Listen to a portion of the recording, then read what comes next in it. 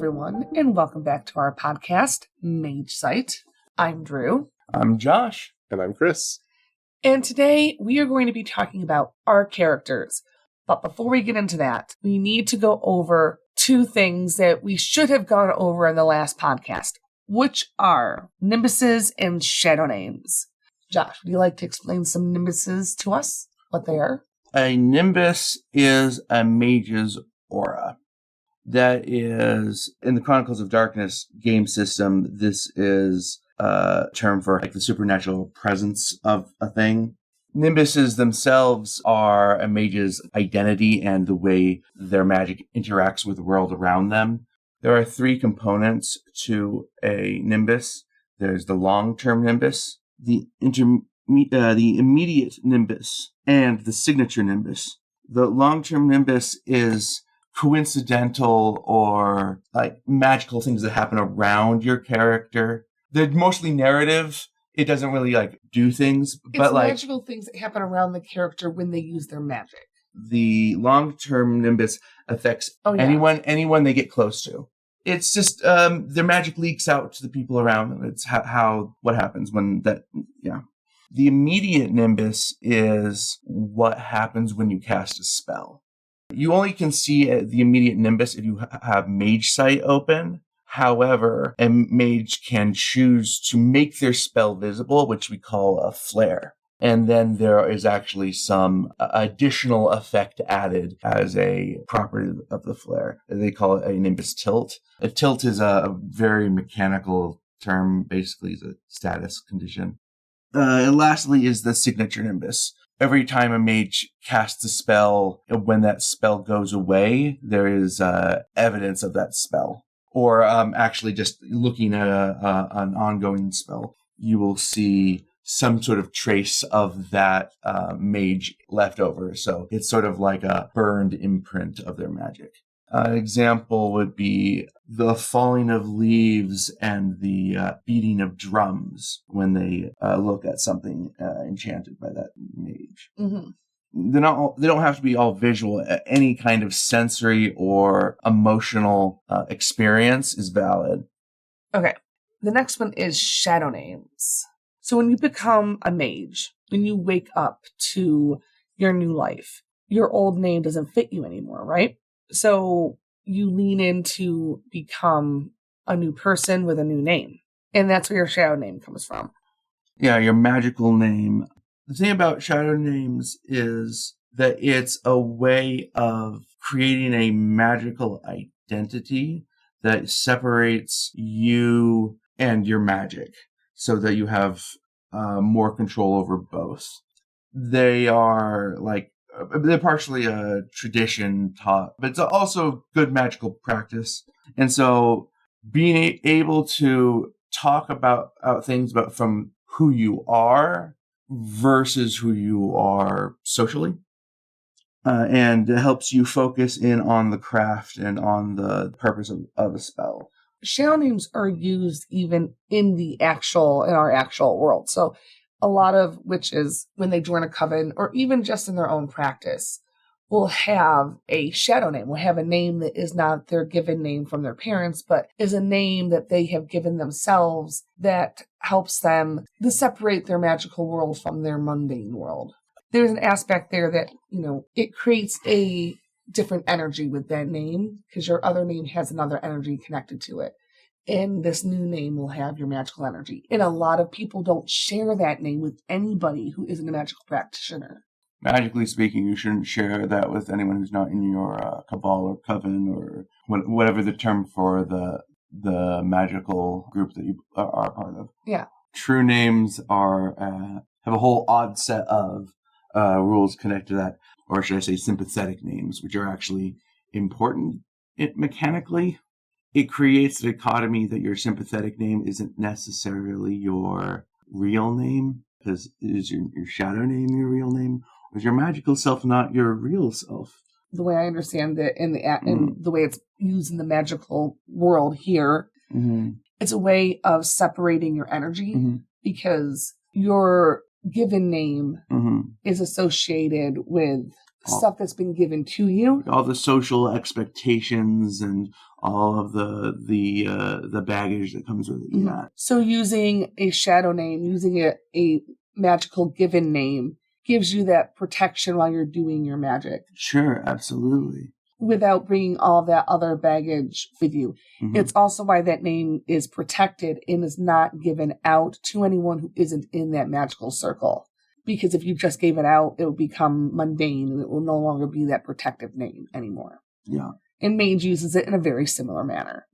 I mean, not saying that if you tell people it, then your magical name dissipates or anything, but there is that idea that, you know, your family who knew you before will know you as your regular name, but people in the magical circle will know you as your shadow name.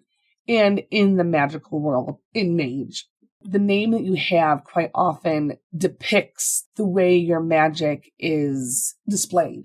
And you can use your shadow name to enhance your magic. Well, if it wasn't special, you can't do that. Like if it's not sacred, you can't do that. There are some other lore implications about the way some organizations use shadow names. All this stuff ties into the stakes that actually exist, because Mage exists in a state of perpetual shadow war.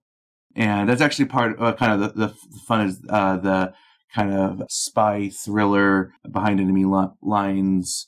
The danger is real and ever present. And where the magic that we do in our own lives are ones to better our lives, this one has more threatening stakes to it. Mm-hmm. Yeah. I want to go into when you were talking about how the shadow names, you mentioned something about the shadow names being connected with the cabals. And I wanted to go into that because I love one of the examples they use in the book where you can have your shadow name be completely, you know, your own and unique to you, which is what we typically do in our group, just because, I don't know. But you can have a cabal whose shadow names all work together in a magical way. Cabal themes. And one of my favorite examples of a cabal theme in the book is Scooby-Doo. So you'd have a group of the cabal would be, you know, the Scoobies, and they'd each have, you know, Fred, Daphne, whatever the names. And that's a cabal that you could do, and those would be shadow names that you could use. And that one was always fun to me. The crazy thing about what happens with symbols in this game is that, like, they end up creating a lot of meaning. You can take something really silly and it starts to like mean something more and more as the game goes on. I think it's the nature of a game that's so focused on like symbolism and creative expression. Another thing on that, or going along with that, I have a question. So in Occultist Anonymous that you like to listen to, their first chronicle, their first series that they did, did they purposely, like all of the characters ended up having bird names? They did that on purpose. That wasn't just serendipitous. The players wanted that for their cabal, yeah. So that's what I was remembering too. So like, yeah, it doesn't have to be from a TV show or a movie. They went with birds, and it really worked for each of their characters. So the creative expression is endless. You could do animals, you can do space, you know, meteors, star constellations, plants. You could do absolutely anything. I love the malleability of that. Now let's go into talking about some of the characters that we've actually developed and how we came up with those concepts. Starting with Chris. The character I'm going to be playing in our upcoming game was inspired by the movie The Man Who Knew Too Little, with the idea being the character played by Billy Mays. It's fine. I'm okay. What the fuck is that guy's name? Bill Murray. Okay. With the idea being that the character played by Bill Murray is a Fate Mage, and he's just using his magic to cause all these wacky events to transpire. And to a lesser extent also inspired by a couple characters Bruce Willis has played, his characters in Die Hard and Pulp Fiction. Originally, when we first had this character concept, it was kind of based off of Bruce Willis. And then it evolved as you talked and thought about it into The Man Who Knew Too Little. Yeah, I almost made the character shadow name McClane after the Die Hard character. So ultimately, that's why the character is physically focused. The idea I have for him is actually being a boxer like Bruce Willis's character in Pulp Fiction. If I remember correctly, there was also a video game that was part of the original fighting inspiration. A game with a character who was becoming a fighting champion. I don't. Oh yeah. Yeah. That was Punch Club. Punch Club 2 actually, because there was an aspect of the game where the player character and an NPC had spent a lot of time watching 80s action films. And that led into the Bruce Willis stuff, which is when I think you started exploring fate, and then you took that in a more extreme way with The Man Who Knew Too Little. Yeah. I love how your characters become an amalgam, because I tend to focus on one thing. Like there's this one aspect of either a character or a thought concept that I latch onto and I go with. And then yours has this, and I had this, and then, this, and then this. And it just comes into a beautiful amalgamation. And I know we're going to get to it, but I also do love your shadow name. Yeah. Just how it came together. So what is your shadow name? My character's shadow name is a drop of water falling in a serene pond. Quite the name. Mm-hmm. Yes. The idea is, as a magical identity, when he casts spells, there is an impact greater than the immediate effect of his spell, or even an obvious effect of his spell. His signature nimbus is imagery of ripples flowing from an epicenter in some nondescript body of water. The idea being the drop has fallen in the pond, and there's ripple effects spreading outward, and that is what the spell is representing. What a perfect representation of a life. Something rippling out forever.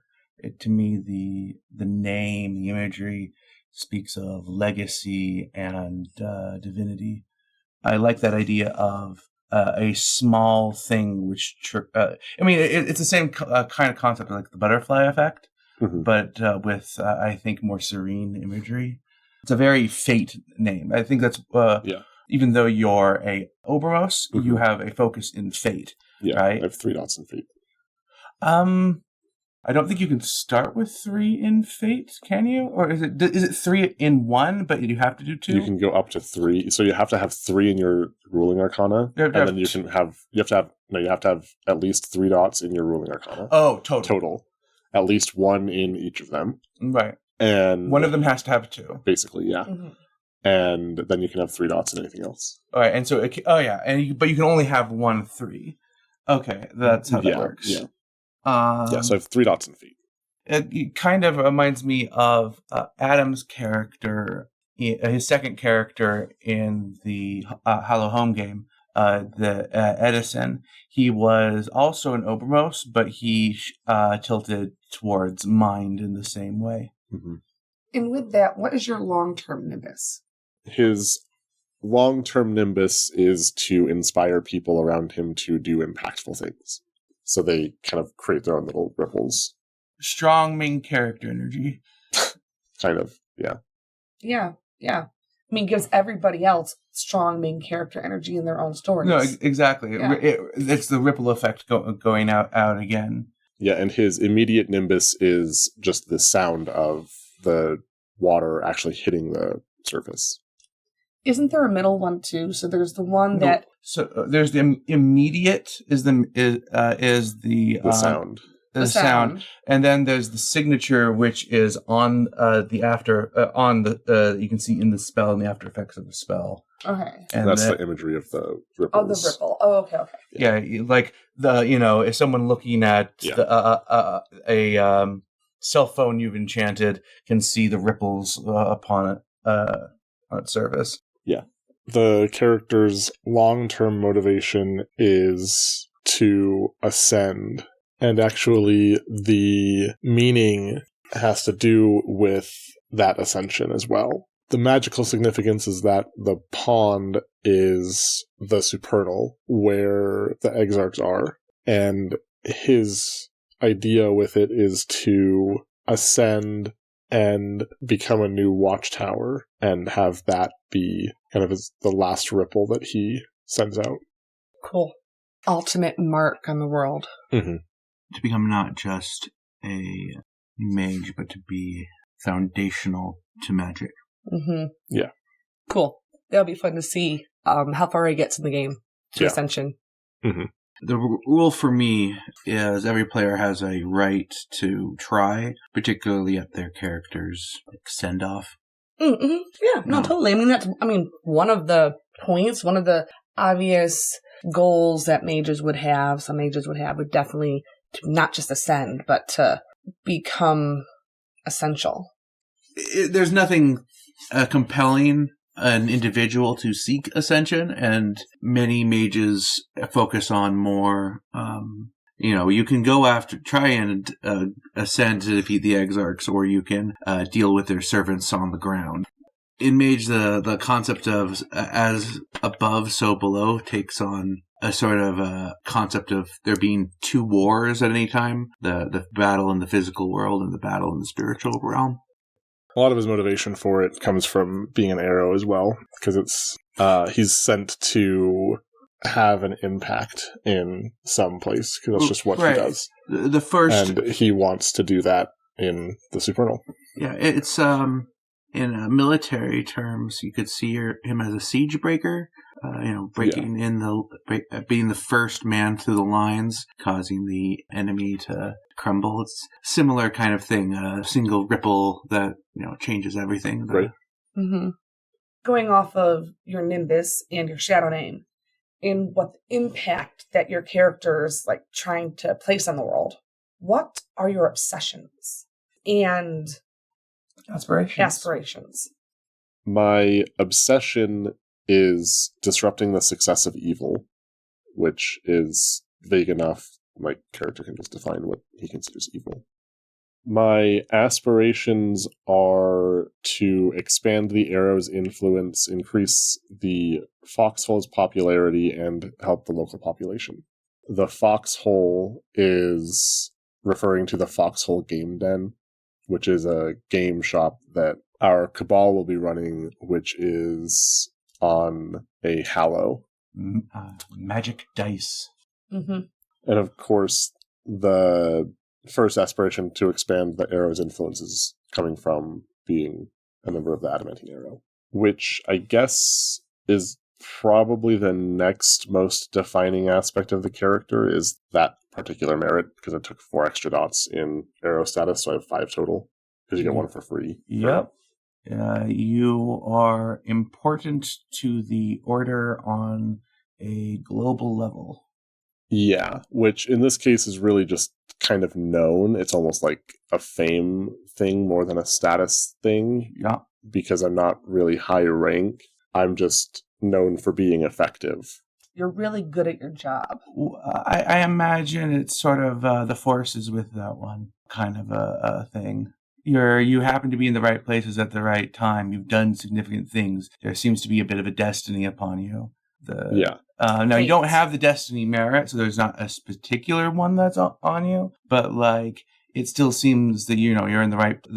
As your shadow name suggests, you're that ripple, and so they know to. Well, I'm the drop. I create the ripples, right, and so they know not to get in your way or to aid you in certain things within the story.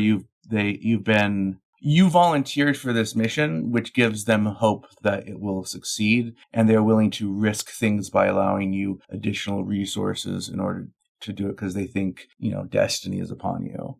Mm-hmm. You have marks of that. I may actually, if this is significant enough, I may put a destiny on you even without the extra dice, just because there are mechanics about destiny that I think kind of work with the character.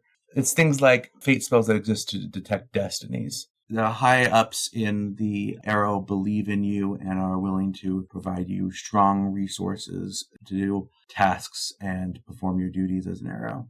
Right.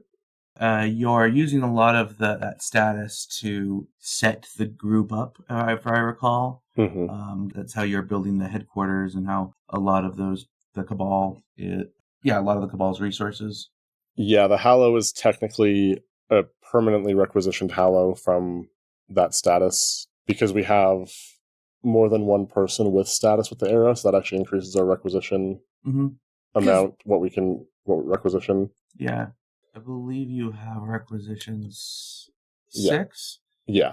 So we can get a Hallow 2, increase the cost to a permanent requisition, adding 2 more dots to the cost, and then we can do that essentially for free if it's 2 less than what we could requisition. So we get a free 2-dot Hallow. Yeah, and that's your...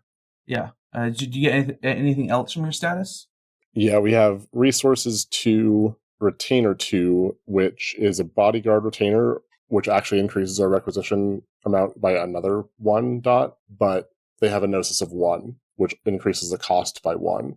So they're a bodyguard mage as a 2-dot retainer that we kind of also get permanently at no real cost. And that's the owner of the store, right?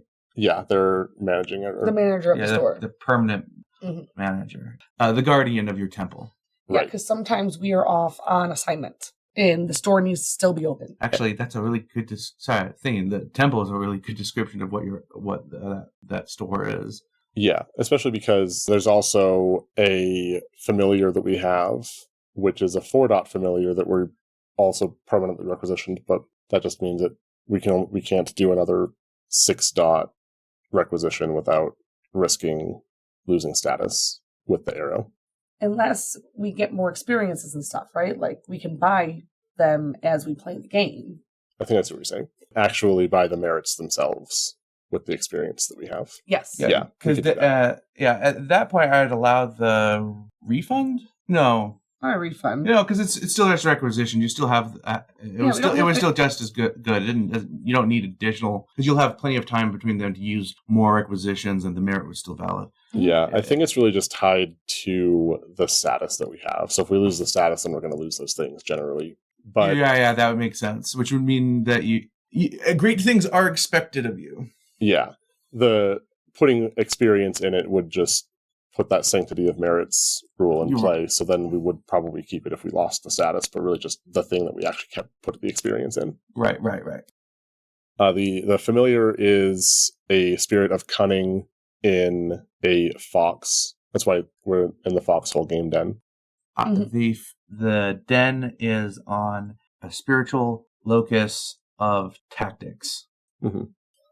So the status is just the first 4 dots of my merits. And the other 6 I put into an artifact. It is nasal spray inspired by the man who knew too little using the nasal spray and having events happen. Very funny event parts of that movie. Yeah, some slapstick comedy happening. Slapstick action comedy scenes, I guess. Yeah. Whenever he used the nasal spray, like, it always triggers something. I mean, if you've seen The Man Who Knew Too Little, he does things on accident that helps him escape from situations. Like, it's, The Man Who Knew Too Little. The effect of using it is it will cast a combined Apocalypse Shifting the Odds spell.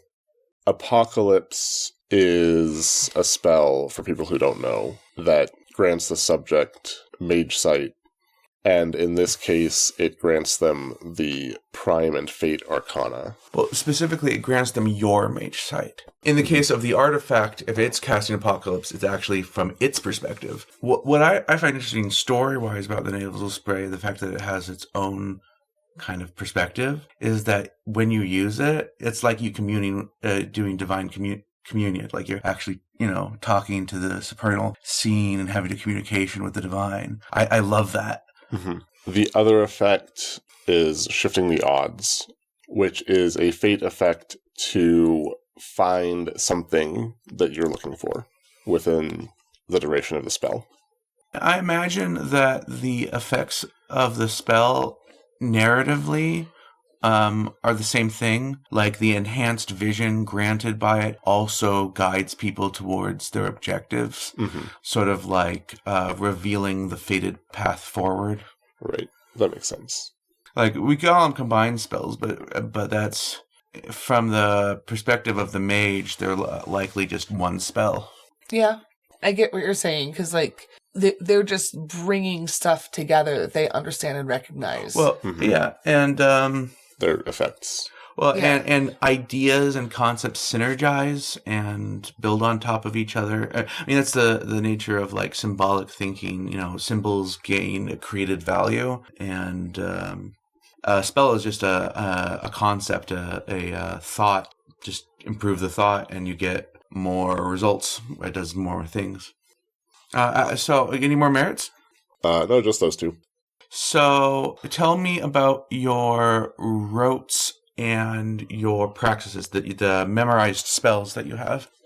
My rotes are Grave Misfortune, Monkey's Paw, and Wards and Signs.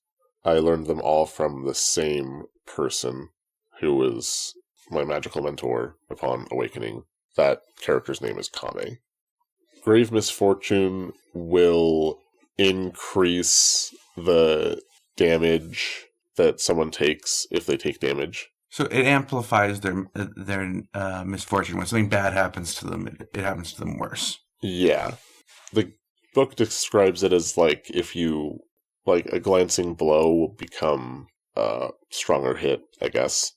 Or maybe you just hit them in a bad spot and cause a little bit more pain or something. Yeah, I imagine it's generally slipping on the floor will just cause a hurt butt, but in this case it ensures that they land on their head at just the right spot. Yeah. The way I think about it for my character is a little bit like Kevin McAllister in Home Alone, where he sets up all these elaborate traps. Doesn't necessarily, well, my character won't necessarily set them up, I guess, but there's all these hazards that he uses to, defend his home, I guess, from very stupid invaders. I get the Home Alone reference, but what also is popping into my head is a little cartoon-ish. Like, in not a bad way, but like, those, the cat's trying to get the bird, or the mouse. The opening scene of Who Framed Roger Rabbit. Yes. Exactly. Yeah. And it's just... Wile E. Coyote. Yes. Yeah, exactly. I'm almost just doing things that I'm not trying to hurt people, but I do accidentally. Oh, I definitely think Wile E. Coyote has a spell of grave misfortune on him. Everything that can go wrong will go wrong in spectacular fashion. Yes, exactly. Your other rote? Monkey's Paw is one that makes some equipment better. Oh, it maximizes. It either, if I recall, it puts either a blessing or a curse on it, so that the tool never works or it works amazingly well. Right. I shouldn't just say better, but I do intend to cast it on myself, my own equipment, my allies' equipment. So. Yeah, but your character doesn't really have much equipment, though, right? Like, you're mostly just hands. Yeah, the only thing that I would be able to cast it on would be brass knuckles that I have. So it's when you actually get serious. Yeah. Okay. And my last spell is my last rote is Wards and Signs. That is the magical shielding, prime shielding, prevents spells from being cast on something. Right.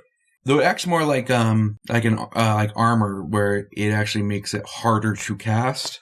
Like, it forces mages to have to spend more on potency to override it. It increases what the game calls a withstand. And is that a spell that you have cast all the time, or are you just like in battle or whatever, you can cast it on yourself or on us? It's one I would have as a long-term effect, so I'd cast it probably as a ritual, and probably on more than one subject as well. Yeah, well, you could cast it on yourself, you could cast it on your sanctum. On me. Well, yeah, the Cabal. It's actually a pretty widely useful spell for a lot of circumstances. Right. And my praxis is Serendipity, which is a fate spell to have circumstances play out to lead me to something that I'm looking for or interested in. Allows you to spot signs that take you towards a stated goal. Right. It's a little bit different from shifting the odds in that I'm not looking for a specific thing. It's like I have something that I want to accomplish. Yeah. It will help me do that. It helps you help yourself, because it states what the... it points you in a direction. It doesn't kind of push it towards you. Yeah, that's a better way to put it, because I could use it to find something. It would just show me, it would give me signs for what to do to find it. Yeah. Which direction to go. Yeah. Or, yeah. Well, like, shifting the odds is kind of like jumping on a train that takes you to that place. Uh-huh. Yeah, a stronger version of the spell would also let me use, just by happenstance, any skill from the same category instead of whatever skill I would need to surpass some challenge, as long as it's in favor of that goal that I stated when I cast the spell. So it'll be interesting to see how every single time I have to use Socialize, I use Animal Ken instead. You're going to talk to the dog, the police dog, or the house dog. You know, it says beware of dog. Well, I can talk to them, and yeah. Yeah, and an even stronger version of the spell, I could just use the one skill regardless of category, so I can just punch everything if I. So why did you switch it to Animal Ken? The original idea when you pitched using the spell was someone to fight. Well, I was just explaining that. I was just saying that I could punch it instead. Oh, I didn't hear that. I was still thinking about the Animal Ken thing. No, Animal Ken is a different category from Brawl. So if I'm not using the +2 reach effect... you're maximizing it by choosing a social skill of your choice. Yes. Right. So you probably we'll probably do the same thing with whatever your highest int skill is. Yeah, mental is just going to happen to be a science check. But if I'm extra lucky, then it'll be about physics, because I have a skill specialization. Okay. In physics? Mm-hmm. Cool. I don't remember if I mentioned my virtue and vice, but they are hopeful and hasty, respectively. For skills, I only took a handful in each category, only actually one in social. For mental, I took investigation, occult, and science, with an emphasis in physics for science. 1 dot in investigation, just because he's only really picked it up on missions while working with the arrows. Occult is at 3. You get 1 for free for being a mage, so I took 2 extra points in it to represent actual study that he's done since becoming a mage about occult stuff. And the science is from his interest in physics with the intention to use the knowledge to be a more effective boxer. It was one of the things that led to his awakening, because it was how he kind of saw like the forces, supernal symbols, as he started to see things in ways that didn't actually seem to be written down anywhere. And as he started to open his eyes more to that, it ultimately led to his awakening. I'll get to that after my skills. As for physical skills, he has athletics, brawl, drive, and firearms. He has dancing as a specialization in athletics, and boxing as a specialization in brawl. Oh, I did not know he had dancing as a specialization. It's cool. Yeah, it's to help with his footwork. I love it. Mm-hmm. So that, of course, is his athletics. His brawl, boxing, of course, is representing his career. Drive for just driving every day, and firearms because it was just something that's interested in him. He does it occasionally as a hobby. Cool. Character. Mm-hmm. For social skills, it's just Animal Ken, which represents, one, actually the way he uses his magic a little bit, because he doesn't have especially well-developed social skills. He has an agent for his career who handles all of communications, and he's just kind of there to punch people. Not that he's dumb, he just isn't bad at talking to people. Yeah, it's just social isn't his expertise, but he's not social. Right. The animal Ken is there because he has a pet cat that he has, so he just socializes with that animal. And then through serendipity, the spell in his mage career, he's used that to turn social situations to his favor by turning it into an interaction with animals. So Animal Ken goes up. Good job, Dr. Doolittle. Right, exactly. Yeah. So Animal Ken goes up instead of like empathy or expression or whatever, Cool. Yeah. How did your character awaken? He was walking back to his car after a match one night and he heard a commotion in a nearby alleyway, went to go check. He saw someone was getting mugged by a pair of people and he went to go help. And the person being mugged just kind of cut and ran and he was left alone with the muggers. And that was a moment where that challenge finally required him to push past whatever barrier was keeping him back from actually noticing these supernal force symbols. And as he was kind of squaring off to fight them, he started to really notice them, and he sort of instinctively just followed them. And he realized they led to better efficiency moving his body than he could have otherwise done without those symbols and without following them, their guidance. And ultimately, he actually fought off both of them, and they had to run off because they didn't think they'd actually win the fight. And since then, he could see the symbols and could start to derive meaning from them. Yeah, they didn't think they were going to win. They were definitely not going to win to a mage that was awakening. No. Yeah, they made the right call. Yeah. Cool. Okay. And I think that's about it for my character, so we can move on to Drew's. Cool. Starting from the beginning with the concept of my character, when I come up with characters, I tend to focus on a very narrow concept. Unlike Chris, I don't, go, I have this idea from this movie or this character, first it started out with a video game, then it moved on to a movie, and then it moved on to another movie, and then it moved on to another movie, and they all are incorporated into it. Mine tend to start with an idea. Like one idea. My first character was leaning into two different aspects of my family heritage really hard. Like my mother's side of the family has Native and my father's side of the family has Irish. Now they both have a lot more than that, but those are two of the heritages I belong to and were talked about in my household. So when I made my first character, it was those two things put together. So she was half Irish, half Native, and I kind of went with that concept. This one is a specific character from a TV show that I absolutely adore called Murder, She Wrote. My character is a woman. Her name is Constance Merriweather. That's her mortal name or her unawakened name, her sleeper name. She is a 56-year-old widow.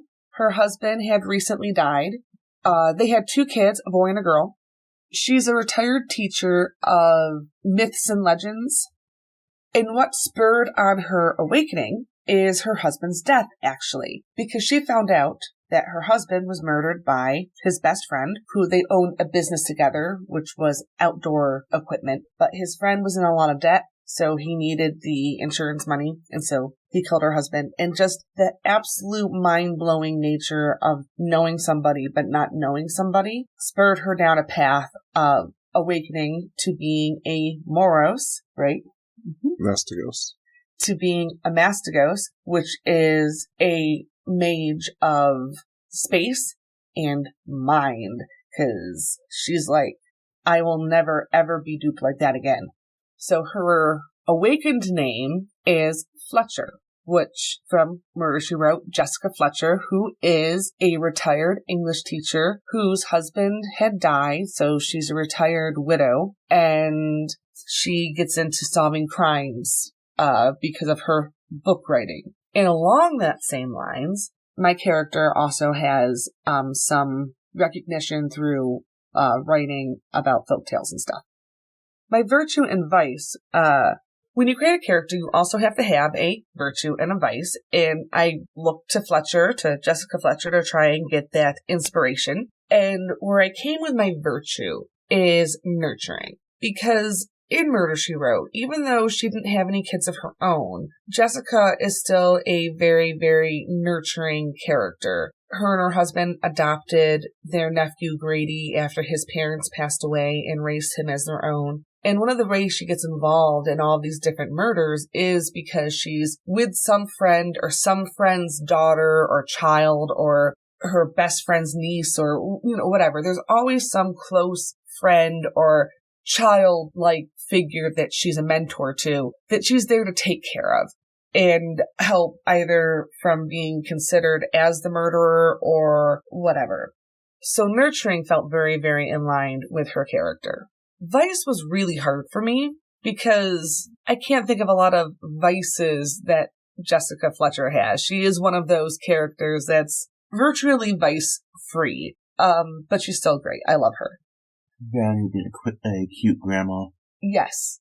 Value of being a cute grandma type figure. Definitely. But one of the things about her is when she gets a bee in her bonnet, when she is trying to take care of one of those people that, one of those, nieces or nephews or daughter or friend or best friend, when she's there to take care of them, to help make sure they don't get falsely accused of something or that, their father doesn't or whatever. She's there to take care of them. She does everything that she can to ensure that the right person is held accountable for what happened. So I chose Dogged. She won't let it go. She will fight until she figures it out, until she gets justice. She cannot let it go. So Dogged is her vice. So moving on to my magic, because the path really does flavor a lot of the characters. So I woke up Mastighost. So I have 2 dots in mind, 2 dots in space, 1 dot in death, and 1 dot in fate. 1 in space, 2 in space, 2 in mind? Yeah, I thought I had 1 in forces, didn't I? You changed it around a few times. What happened is I wasn't constantly redoing my character. No. What happened was we'd do my character, and for some reason the file didn't save, and we kept going into it and it wasn't saved, so I'd have to redo my character. And so some of the things have changed a lot.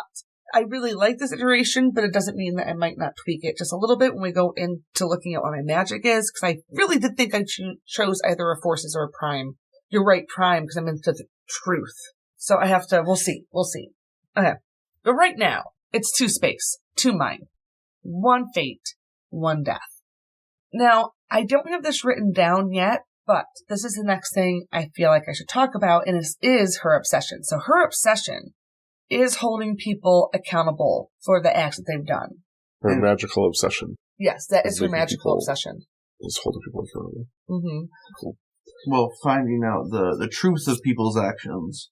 This leads into, or coincides with, one of my merits. I'm a mystery cult influencer, and my mystery cult is kind of gathered through my writing, and they help solve crimes. Your cult is your fan base. It is my fan base. And they help solve crimes. And they bring to me the really weird, unsolvable, almost supernatural ones. And this is how I find the mages who are doing really shitty things, because those ones typically are mages. So that's how I kind of get to some of those bad actors who need to be held accountable for the bad acts that they're doing. But my cult members know me as Constance Merriweather because that is my literary name. That's my writing name. So they don't know me as Fletcher. That is just my occult name that I'm known by other mages. So going into my other merits. So I am an adamantian arrow along with Chris's character Drip. Or Otto. Well, full name is A Drop of water falling in a serene pond. A drop How of water. did you forget that?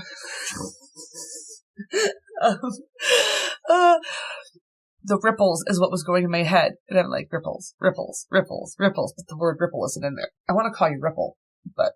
Fair enough. Rip's good too. Ripple works. So, Adamantian Hand is... What was that again, Josh? Adamantine Hand is a merit representing the training of the adamantine arrow for combat magic. It allows the mage to use a weapon as a yantra so that they may both cast and fight at the same time. Is this where I get to use the bow and arrow? Yes. Yes, I get a bow and arrow. Now I'm gonna move up to my skills. In my physical skills, I have athletics with a 2 dot, and I went for athletics because Jessica Fletcher rides her bike everywhere. She doesn't know how to drive. She's never gotten a license, and so she always rides her bike, so she has pretty good athletics. But with that, athletics is the bow and arrow, which I thought was really cool. I didn't know that when I chose athletics, so I was really, really excited that it makes me also good with a bow and arrow, because she's Fletcher, which is a person who makes arrows. So, I don't know. I like the symmetry there. Symmetry? Imagery. I like the imagery there. I also have 2 dots in order status. This is another merit. What does that give me again? So order status represents how high up in both your actual position within an organization's hierarchy, as well as represents your reputation within that organization.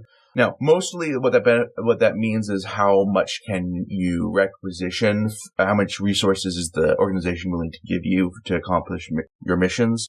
In your case, your status represents that you've been given the official assignment in the upcoming story. You're the CEO for the mission, so that's what your status represents. Cool. Then I have perfected item 2 dot. And this is something that I brought back with me from my awakening when I went and reached my watchtower and wrote my name down. I brought back a perfected item of glasses with special metal and special glass in it that basically looks like there's no glass, but there really is glass. Yeah, there's a thing in Mage called a perfected item or a perfected material. Basically, it's taken that physical substance and it's the spiritually higher form of it. And I use that to cast spells, kind of like a wand. Also, put them on and I can see, the truth and whatever through them. I'm going to use them in multiple different ways when I cast spells. Your dedicated magical tool, the one that you most use for your magic, similar to Harry Potter and their wands. Mm-hmm. And I chose glasses because Jessica Fletcher wears glasses. My character is so influenced by this character, and I just have to point out the different ways. I almost went with a pen and paper, but Jessica doesn't write with a pen and paper a lot. That's not a thing. She has pen and paper, but it's not something she carries around with her and is constantly writing notes or anything like that. And when she writes, she wrote on a typewriter for years, But I'm not going to carry a typewriter around with me. I'm like, okay, well, you know what? She wears glasses, and she has her glasses with her all the time. Perfect. That'd be a fun artifact, though. The typewriter with a bunch of fate magic, so anything written in it would have, it would. Death Note-y. Mm-hmm. And I have 1 dot in safe place. Safe place is a merit for a secure location. Mm-hmm. It's basically the Foxhole. The Foxhole Den card game. The Foxhole Game Den. The Foxhole Game Den. And I have a 2 dot in Sanctum. And the Sanctum and the safe place are the same thing. The 2 merits are combined. Sanctum, it means that the safe place itself is dedicated towards magic as a ritual space, and you can use it to hold spells that you're keeping active. Mm-hmm. Which is really nice to have. We did just talk about this one, which is the Mystery Cult Influencer. I have a 3 dot in that one. We already talked about that. Then I have High Speech, 1 dot. That's a free merit you got from being an arrow. It's a higher language that, whenever you think of a wizard casting spells and having the arcane words and, chanting, that's what high speech is. High speech is a little more complicated than that, in that it can actually be spoken, and anything said in it is automatically understood by any mage. So either a mage might choose to talk to you in high speech, or you might choose to do it in order to convey something specific to it. It follows specific rules. You can't lie with high speech. Actually, conversing in it itself requires a merit, but your merit there represents your ability to use high speech in magical casting. It is something that is taught by all of the orders, so it's a free merit that you get simply for being an arrow. Cool. My last merit is Order Archives, with a specialty in grimoires and weapons. 2 dots. Oh, yeah. Order Archives is a merit representing the character's access and control over a special location tied to their order. In this case, an archive that has grimoires and magical weaponry. When someone uses their status to requisition something, it is typically from an archive. The archive itself doesn't represent your ability to have additional to requisition more, but it does increase your availability towards specific order resources. Cool. So going a little bit more in depth into my skills, most of my dots are in my mental skills. She's not a very physical character, which is actually strange for me. I typically play a lot of physical characters. They have like dance or gymnastics or something background because it's something I thoroughly relate to. But this is a much more mental character. I have 4 dots in academics, 2 dots in computers, 5 dots in investigation, with a focus on crime solving, which has to do with my cult. They solve crimes, and any crimes they can't solve that are kind of weird, seem supernatural, I get, because those are typically the mage ones, and those are the ones that I want because I can stop those people. And then I have 2 dots in occult. You get the 1 dot for free for being in an order, and then I got another one because I want to know occult things. Physical is where I have my least amount of dots. I have 2 dots in athletics. She bikes everywhere. She doesn't drive, just like Jessica Fletcher. She bikes, maybe jogs a little, but she's not, entering any races or anything like that. She's not a competitive, And then I have 2 dots in stealth. She's been a mage for a little while. She's been doing this whole hunting down people thing. So she's developed some good stealth skills, but that's definitely something she did not have when she was a sleeper. My social skills, I have 2 dots in empathy. She's a pretty empathetic person. I have 2 dots in expression, which is basically, expressing yourself in verbal or written down form. She's fairly good at that. She's a writer, so I'd hope so. 1 dot in persuasion. So, she's not going to start a cult anytime soon, but, she can talk to people. But she has a cult.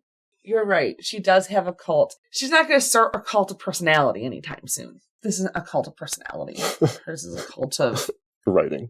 It's her intellect kind of more. Yeah, exactly. And she has a lot of intellect. With the influencer, she's not really the force behind it. Something else created a cult around her. And I have 2 dots in socialize. Moving on to my spells. This was actually really hard for me. This took me the longest time to decide which ones were going to be my spells that I just do all the time, which you get 3 of those. And then you get 1 praxis. So the spells I just like to use all the time are Fate, Initiate, Serendipity. So here's an interesting thing about rotes is that they actually can have like unique names. The rote effect names, those are like the standard default ones, but like at least within the lore, each of these spells would have a name that's unique to the person who made it. And the rotes you start with are all like you got from your order. So it actually, there's an extra opportunity of creation when you build your character to create the people who created these rotes. Rotes are the 3 that you like do all the time. I didn't mention that they're called rotes. And then you have a 4th one that's called a praxis. I didn't realize that. Which makes sense though. Like I get the whole so whoever taught you these, that's your mentor. That's a person you have a special connection with, perhaps. Or they're even older than that, being spells commonly taught throughout the order created by a great master of the past. Like, it allows you to thicken out the world. My second spell in my rotes is Mind Apprentice Telepathy. Basically, I can think something and tell people it through my head. Can they talk back to me? I forgot. That's a choice that you make with the spell. Okay, perfect. Yes, so I can either just talk to them, or I can also allow us to have conversations, which is definitely something I would do with the Cabal. My last rote is Space Apprentice Breaking Boundaries, which basically means I can pass through anything. I can pass through a small hole, kind of. Like, if there's a door, a locked door, I can go through the keyhole. If there's handcuffs mentioned, I can get out of the handcuffs. Yeah, it's sort of, if there is space present, you can bypass a physical boundary. Yeah. You pass through a window through a small crack in the glass. Mm-hmm. Or in the edging where there's wind coming. If wind can come through, I can get out. Now, I get one more spell. My fourth spell, which is my Praxis, is Mind Initiate No Nature. So yeah, No Nature gives you a quick rundown of a person's mental statistics. How smart are they? What the virtue and vice are? What their aspirations and obsessions are. Mm-hmm. Those things are, to me, the reason why I chose it. I was a little hesitant to choose this one as my Praxis because it's that one that you know the best, the one that you do all the time. It's like second nature. And I felt a little like I'm doing a 1 dot as my Praxis. But to be honest, that is who Fletcher is. It's extremely important to her that she understands the nature of the people that she's working with, the people that she wants to put her trust in. She has to know their virtue. She has to know their vice. It is the vice of her husband's best friend that destroyed her life. Knowing their obsessions and their aspirations, those are all things that she knows will color the way they will handle different situations, whether or not they're compromised or not. That will tell her everything she needs to know to first go into that situation. Sure. It becomes second nature to her. Mm-hmm. So it's a 1 dot, but it's definitely the stuff that's most important to Fletcher. Yeah. Seeing the character, the personality of the people she's around, it is strongly attuned to what her magic is. Mm-hmm. Because somebody can have the best intentions, and they really do think the best of themselves, but their vice, when that comes into play, they may not be the person they think they are. And I need to know what that vice is. I need to know where that might come into play to derail everything. All right, I think we have gone through our characters pretty well. How do we feel? Anything we need to add real quick? I can't think of anything. Cool. Well, next week's is going to be another media watch, and it's going to be The Craft, so look forward to that. And if you haven't seen it, you can watch it before we spoil it all for you. Some good 90s nostalgia. Very good 90s nostalgia. Oh, that movie reminds me so much of my sister Taylor. Just there's some movies that I watch that remind me of certain siblings, and that one is a Taylor movie. Well, until next week, thank you guys so much for coming and listening to our podcast. If you want more of us, we do have an Instagram called Mage Site and a Patreon that you can go support what we're doing so that we can do better quality, buy better mics, all of those different things, and get things early and ad-free if that's something that interests you. Until next week, though. Bye. Bye. Bye.